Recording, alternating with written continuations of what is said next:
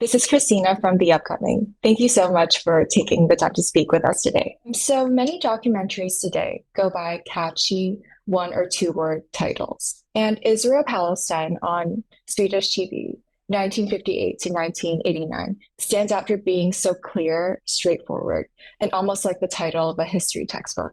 Was this title chosen out of respect for the subject and neutrality, or are there other reasons for going for such a straightforward approach? Thank you for asking. I'm really happy for that question. I think you saw it exactly right. Today's documentary are kind of old-fashioned in the way that they want to seduce the audience, to put some, with editing and drones and music. I think that's so old style and they always try to be like searching for sugar man, ba ba ba ba ba ba ba ba ba, and try to be catchy. I don't dismiss them, but if you don't have a good organic title, I think that a title that actually explains what it is the most honest way.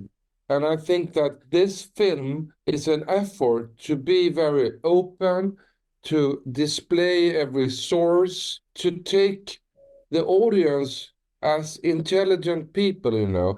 Nowadays, documentaries should change, as the world change, because now when people are watching documentaries, they could be on Wikipedia at the same time. So the documentary doesn't have to display Yasser Arafat, born, died, blah, blah, blah, blah. We should do something else, to prepare and be open what all the circumstances to the film. That's very interesting to hear. You spoke about the honesty and I guess the neutrality of like the footage you show in your documentary and the narrative you want to present. I was wondering, was it difficult maintaining this honesty and neutrality with how emotionally charged some of the videos and images were? Yes, it was hard, and we don't use the word neutral. We use the word non-partial. At the Swedish television, public service television,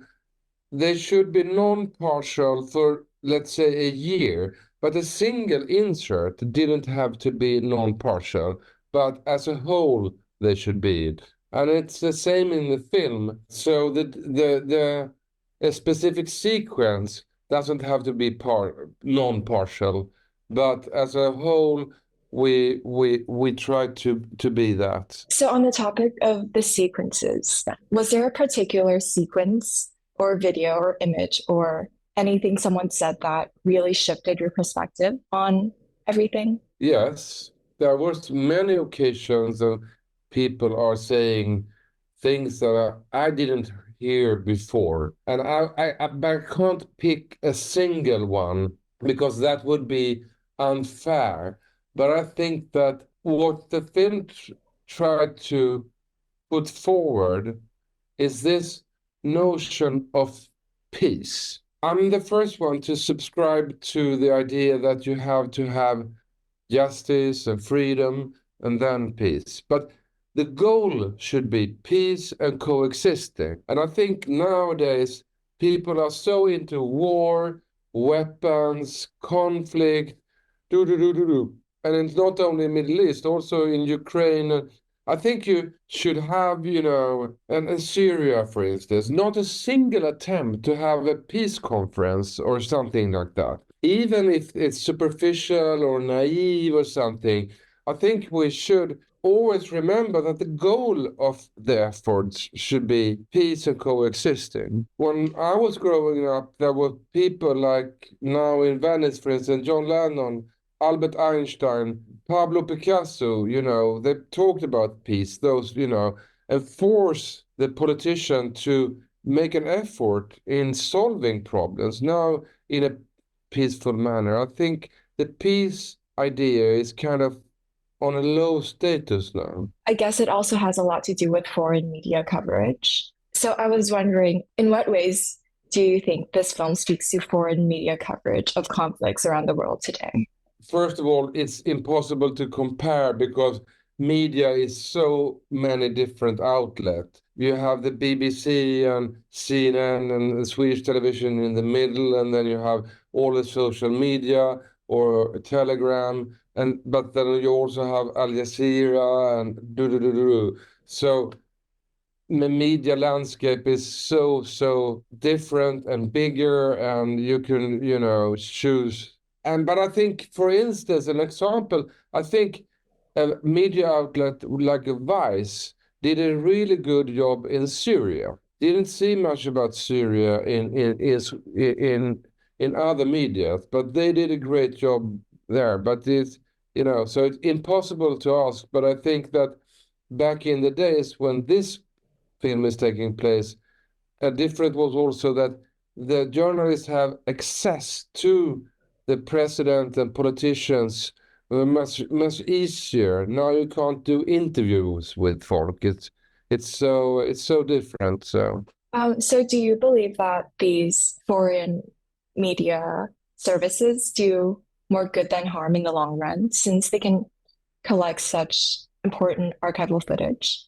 No, I think that from a Western European point of view, public service is a part of the educational system. You have education for kids, you have university, you have public service, and they should be run in the same manner. They should be independent and free, so and decide for themselves. But I think public service should be seen as a part of the educational system. It's key. The educational system is absolutely key in democracy.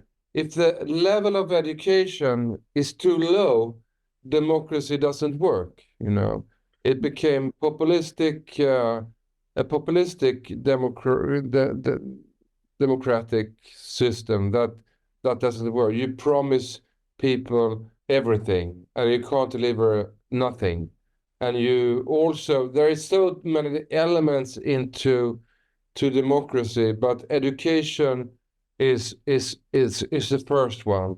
On that note about education, going back to what I first said about the title of your documentary sounding a bit like a history textbook, I guess this is a broader question, but what do you think documentaries like your own, what kind of role do they play in shaping public memory? There is different levels are often aimed to young people. You have to separate, film is one type, but there is music, there are textbooks, there are education, there are novels. They are different layers of understanding the world. There's a lot of things you can't do in film, but what you can do is to meet other people. It's very efficient and a nice way to see someone, see how they live, getting to know them and get inspiration to go maybe to books and read about the situation. So I think a film like this could be introduction to books, but also maybe music, and in the long run, the best when you study something, to read novels, from inside a person, brought up in a refugee camp. First you have if you take a refugee camp, first you have the journalist reporting, oh, here's this camp. Then you have documentary filmmakers doing something more deeply about the human conditions. And then you have other, like maybe a writer. But then 25 years later, you get a novel written from someone who was a refugee themselves. And then that's the best. So every level of telling this story, for instance, is necessary, but they have different functions. So I think that documentaries could be an introduction to other things. And what documentaries could do is to change your life. And I know that because they did it to me.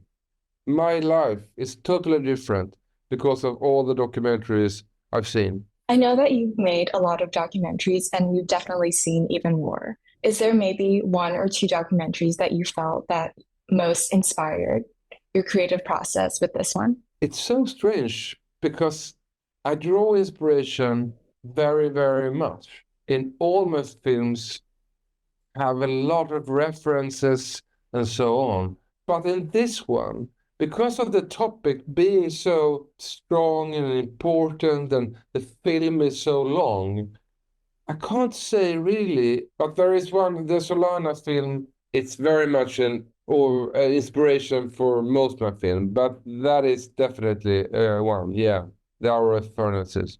So thank you so much for your time. And I won't keep you too long from Venice and everything that's going on. But thank you so much for doing this. So Bye, bye bye, now. Bye. Have a bye. great day.